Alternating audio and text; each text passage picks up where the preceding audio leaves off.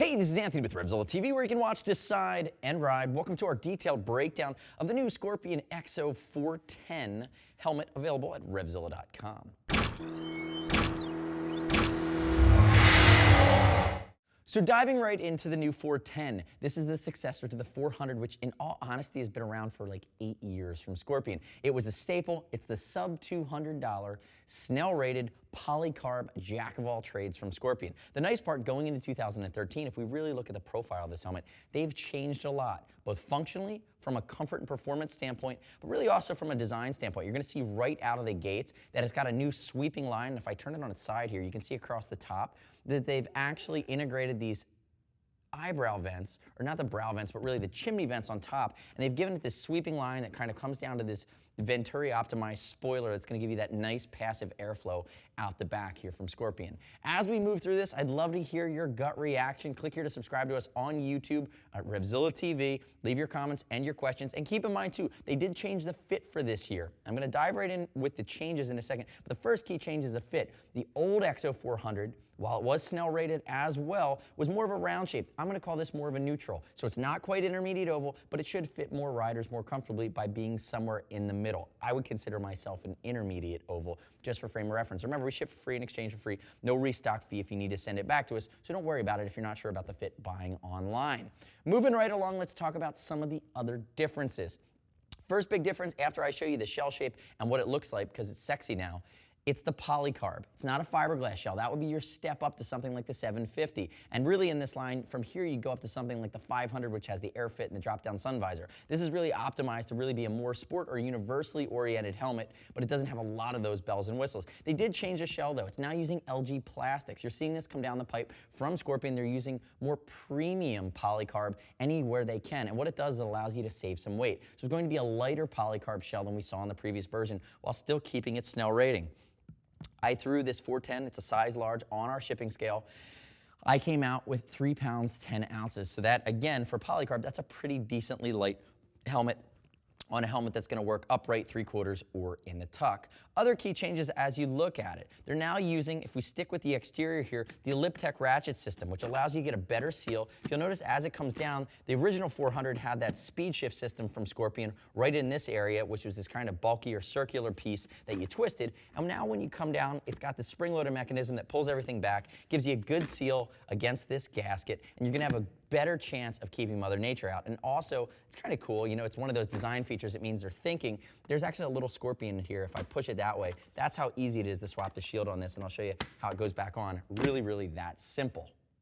So continuing on with the exterior and some of the key changes here over the 400, also notice that there's a locking mechanism on the side. That's a nice little upgrade. Now you might say, well, a lot of times, do I really need it to be locked down? Most times the answer is no, but in a lot of cases now you have the ability to lock it up. So by ratcheting it to the down position, now I've done this forced city position that gives me a crack or a detent at the bottom that's gonna aid with the anti-fogging. And remember, it's the fog-free EverClear shield. So you're getting a year warranty here on the fog-free coating that's built into this UV-free lens.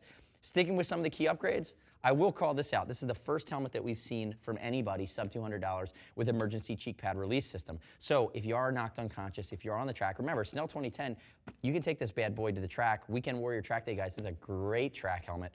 So thinking along those lines, if you're out cold, now an EMT is going to have an easy way to pull the cheek pads out and remove them. I will say though, if I had to nitpick, they're a little bit tougher to get out than I would like. You know, they come right out. It comes, the neck roll comes with it. You can see I'm kind of pulling it out here. I mean, it came out that simply, but I will tell you this, and you can see how that works. They actually slide down. I think it could work a little easier, and I think if you work it in a little bit, it would work too. But you have the encapsulation here of the entire neck roll as one piece, so it creates a little bit more friction. So as I finish my kind of rotation, I'm going to move that cheek pad around here to the back. I want to give you one quick shot of kind of that rear spoiler once again with your 2 vents that are going to vent directly from the EPS. It's a newly redesigned EPS, and it's going to create that vacuum that's going to suck that warm hot air coming in through the chimney vents away from your head. And if you look at it too, the chimney vents, They're nice and they're clean and they're aerodynamic. With the glove on though, you're gonna really wanna search for that click. And again, that's gonna be everybody's personal preference depending on the size gloves that you do wear. And keep in mind too, the chin vent that we have is gonna vent directly to the shield, so it's gonna make it a little easier to continue with that defogging.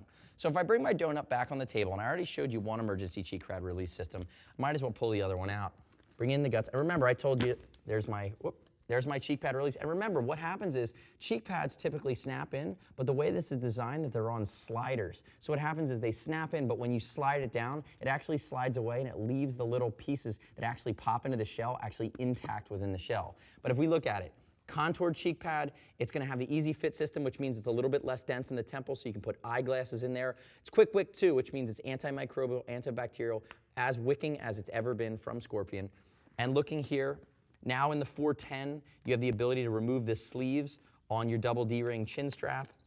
You also have the ability, if I pull this bad boy out, if you look, they did this the right way in my opinion. So you don't, the way this snaps in is along this plastic piece on the brow. And for those of you guys that take your helmet all apart all the time, you might say, oh, well that's the harder way to snap it back in. Trust me, if you're riding enough to where you're taking this out and you're taking it apart, by not having those snaps here on the brow, I would rather trade the comfort and the longevity factor for the fact that when you have to put it back together, it might take you an extra 30 seconds. Again, I'm putting that on your radar, but it's something that you need to know, and I look at it as a positive. Looking at this Kwikwick 2, completely turning it inside out here, multiple densities of foam. The way it's stitched is meant for comfort. You have a lot of support around the crown of your head, and even the way they've cut it away to create less weight, but give you great ventilation from the top. Again, the EPS is going to flow air to your head, and you need to be able to allow it to get there.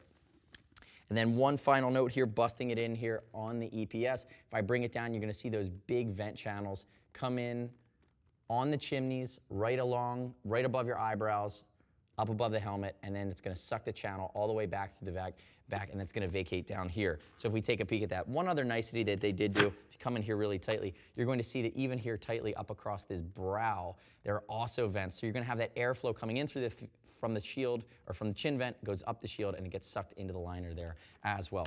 So all in, a lot of key changes here on the 410. You're looking at solids that are starting just over the $150 mark, graphics that are still under 200 bucks. I think the big story is the helmet's lighter, it looks much better, and they remained intact on Snell 2010. There are a lot of other features that come into play, a lot of other niceties and upgrades, but literally in a category that's seen a lot of competition recently from some key manufacturers, I think the 410 is really well positioned. Now, click right here to buy it or shop for it, RevZilla.com/Scorpion. Remember, shipping and exchange is pretty simple and easy, and as always, if you want to talk to a geek about our experience with it, once we get a little bit more road testing on it, or if you want to compare and contrast it with any other helmets in that category or from the Scorpion line, shoot us a line. See us at RevZilla.com or 877-792-9455. I'm Anthony. We'll see you next time.